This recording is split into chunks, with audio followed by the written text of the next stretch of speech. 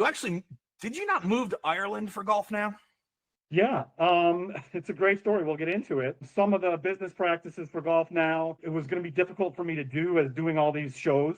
I felt I was a defender of the model, and it became more and more difficult for me to defend the model. Golf Now acquired a company in Ireland, and I went over there to do some of our seminars.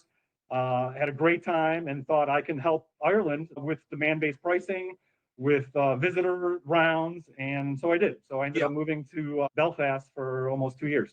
And I ultimately followed in your footsteps, although I didn't move there. But then that became my. But the reason I bring it up is because so then you ultimately decide to leave Golf Now, and that was sad. I remember we had a big send off deal for you, but you go back to Cleveland.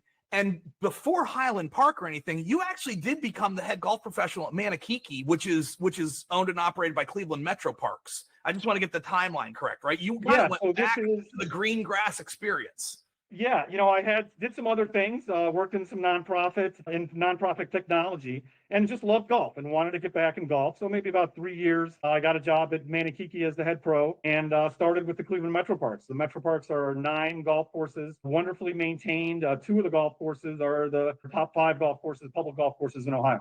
Yeah, it's big time golf for people that don't. It is for our Chicago people, it's similar to a big forest park reserve, that kind of thing.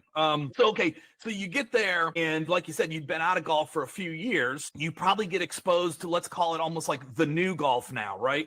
New terms and conditions, new business practices, that kind of thing. And I think Golf Now was serving Cleveland Metro when you got there. Correct. So I walk in, and my first day, Manikiki and the Metro Parks are paying 4 trade times, 16 players out of 18-hole facility to Golf Now. So that's new for me.